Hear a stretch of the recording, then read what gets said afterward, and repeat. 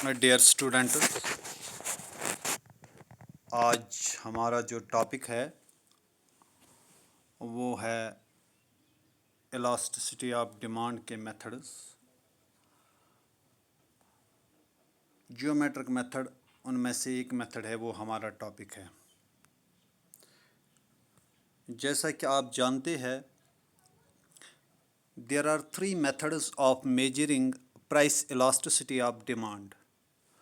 First, there is proportionate method, जिसको आप percentage method भी कहते हैं। देन देर इज़ एक्सपेंडिचर और टोटल एक्सपेंडिचर मेथड, जिसको आप आउटले मेथड भी कहते हैं। And then there is geometric method, जो आज हमारा टॉपिक है। ये दो मेथड तो हमने ऑलरेडी किए हुए हैं। आज हम बात करेंगे तीसरे मेथड यानी जियोमेट्रिक मेथड की। डियर स्टूडेंट्स, ये जियोमेट्रिक मेथड जो है प्राइस इलास्टिसिटी ऑफ डिमांड का या इलास्टिसिटी ऑफ डिमांड का, it has been given by Alfred Marshall. ये मार्शल का दिया हुआ मेथड है। तो इस मेथड में हम इलास्टिसिटी ऑफ डिमांड को कैसे मेजर करते हैं? Geometric method measures elasticity of demand at different points on the demand curve. Demand curve बनाई जाती है स्ट्रेट लाइन, उसके डिफरेंट पॉइंट्स पे इलास्टिसिटी ऑफ डिमांड देखी जाती है।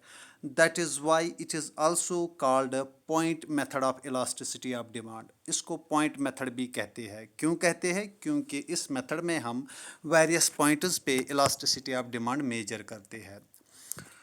According to this method, elasticity of demand at a point on demand curve is the ratio between lower segment and upper segment of demand curve। जैसे कि demand curve बनाई जाती है straight line. जब demand curve पे हम कोई point लेते हैं तो ये डिमांड कर्व दो सेगमेंट्स में तकसीम होती है। एक सेगमेंट लोअर रहता है और दूसरा सेगमेंट अपर। तो इसमें हम इलास्टिसिटी कैसे कैलकुलेट करते हैं? The ratio between lower segment of demand curve and upper segment of demand curve. आइए देखते हैं कैसे। देखो, ये है x axis.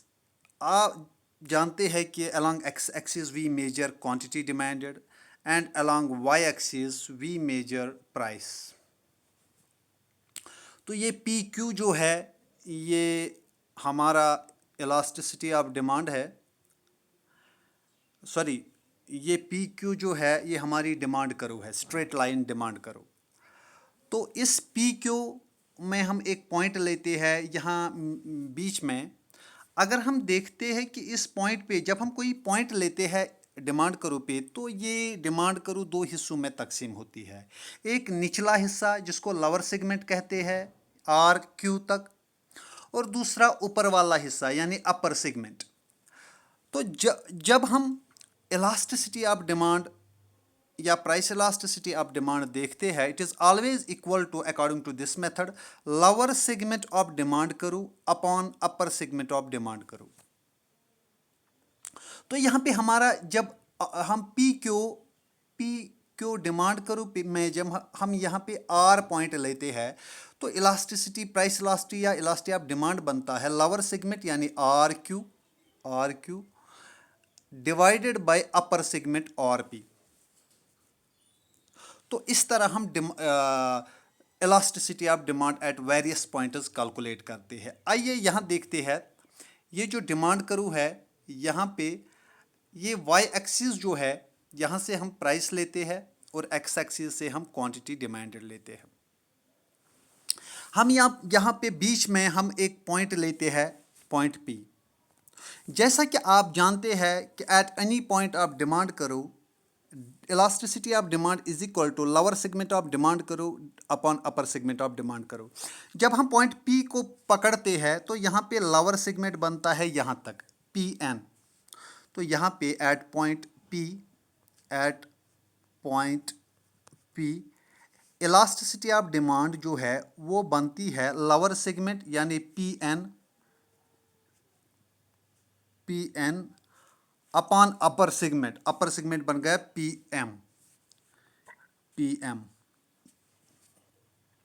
Eight point P elasticity of demand is P N यानी lower segment of demand curve upon P M यानी upper segment of demand करो। तो जैसा कि आप देखते हैं it is obvious from this demand करो कि पी लोअर सेगमेंट जो है पी एन ये बराबर है किसके, अपर सेगमेंट के, क्योंकि हमने मिड पॉइंट हमने ये मिडल में एक पॉइंट लिया है तो ये बराबर है पी एम के। तो जब डिनोमिनेटर और न्यूमरेटर बराबर होते हैं तो जाहिर सी बात है जवाब आता है 1। तो यहाँ पे इलास्टिसिटी ऑफ डिमांड 1 होगी, जिसको हम यूनिट इलास्टिक डिमांड कहते हैं, यूनिट इलास्टिक डिमांड। अच्छा, ये हो गया एट पॉइंट पी। ये पी पे हमने देखा कि ED elasticity of demand is equal to 1, यहाँ पे लिखा है ऑलरेडी। तो अगर हम कोई दूसरा पॉइंट लेते हैं, चलो हम पॉइंट बी लेते हैं यहाँ पे। At point B elasticity of demand पहले देखते हैं। यहाँ पे भी डिमांड करूँ 2 सेगमेंट्स में तकसीम होती है। लोअर सेगमेंट रहता है ये पार्ट यानी बी एन वाला, और अपर सेगमेंट जो है वो है बी एम वाला। तो जाहिर सी बात है इलास्टिसिटी ऑफ डिमांड जो है वो बराबर होगी lower segment of demand curve that is B N upon upper segment of demand curve that is B M. और यहां भी ओबियस है ये बी एन जो है इट इज बी एन यानी lower segment it is less than B M, यानी कि लोअर सेगमेंट जो है जो हमारा न्यूमरेटर है वो छोटा है किससे, बी एम से। जब न्यूमरेटर छोटा होता है, मानो न्यूमरेटर 1 है और डिनोमिनेटर बड़ा है, डिनोमिनेटर 3 है, 1/3 इज इक्वल टू 0.3 यानी ए 1 से छोटा, यानी यहाँ पे इलास्टिसिटी ऑफ डिमांड जो है वो लेस देन 1 होगी। तो इसको हम लिखते हैं less than unit elastic demand, less than unit elastic demand. अच्छा, ये है, ये लिया हमने पॉइंट ये वाला पॉइंट बी। अब हम ऊपर की ओर जाते हैं हम देखते हैं पॉइंट ए पे इलास्टिसिटी ऑफ डिमांड क्या है। एट पॉइंट ए देखो यहां भी डिमांड करूं 2 हिस्सों में तकसीम होती है, ए एन यानी लोअर सेगमेंट ऑफ डिमांड करूं और ए एम यानी अपर सेगमेंट ऑफ डिमांड करो। तो इलास्टिसिटी ऑफ डिमांड चूंकि आप जानते हैं it is equal to lower segment of demand curve यानी A N upon upper segment of demand curve A M. तो यहां पे ये न्यूमरेटर जो है ऊपर वाला जो है ये बड़ा है और नीचे वाला छोटा है, यानी अगर न्यूमरेटर 3 है डिनोमिनेटर 1 है, 3/1 इज इक्वल टू 3। तो यहाँ पे जो ये है इलास्टिसिटी ऑफ डिमांड जो है ये होगी ग्रेटर देन 1। इसको कहते हैं greater than unit elastic demand, greater than unit elastic demand है यहाँ पे। इस पॉइंट को छोड़ो, चलो हम एक्सट्रीम्स, 2 एक्सट्रीम्स अब रह गए, पॉइंट एन और पॉइंट एम। चलो हम पहले देखते हैं पॉइंट एन पे।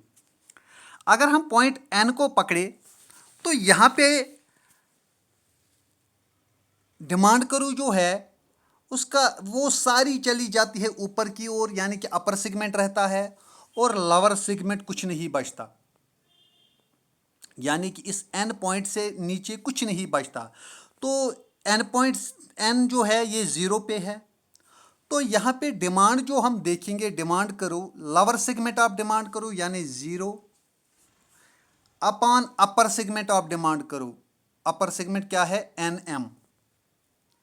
तो यहाँ पे सारी लाइन चली जाती है, चाहे 3 सेंटीमीटर हो 4 सेंटीमीटर हो, 0 divide by any number is equal to 0। तो यहाँ पे इलास्टिसिटी ऑफ डिमांड जो है वो ज़ीरो है। और जहाँ पे इलास्टिसिटी ऑफ डिमांड ज़ीरो होती है, इसको हम कहते हैं परफेक्टली इनइलास्टिक। इनइलास्टिक यानी ये इलास्टिक नहीं है डिमांड।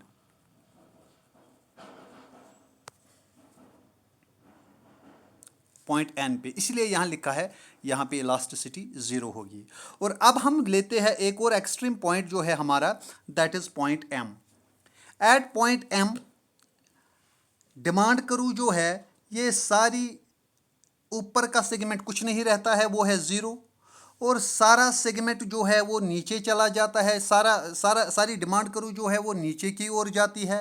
ऊपर वाला सेगमेंट कुछ नहीं रहता है, वो ज़ीरो को टच करता है।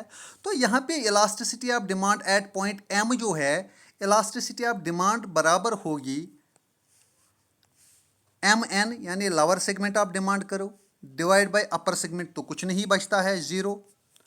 तो एनी नंबर, चाहे ये 3 सेंटीमीटर हो, 4 सेंटीमीटर हो, 5 सेंटीमीटर हो, any number divide by zero is equal to infinity, यानी नॉट डिफाइनड।